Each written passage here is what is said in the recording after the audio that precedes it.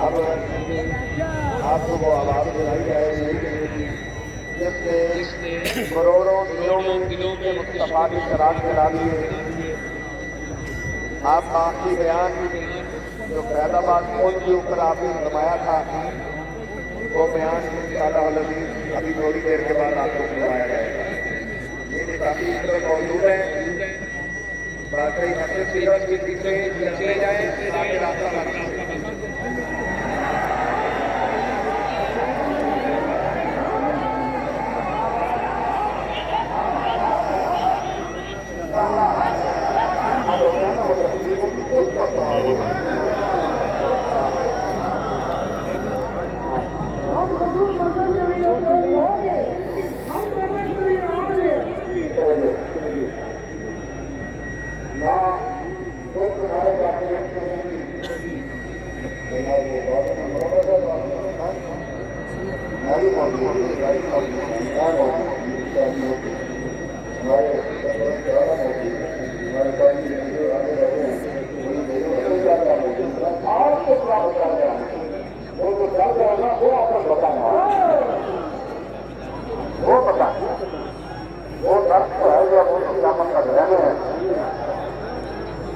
और ये ना हो कि हम करते हैं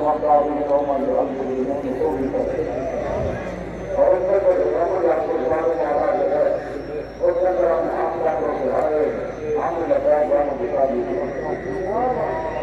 आज हमारे आप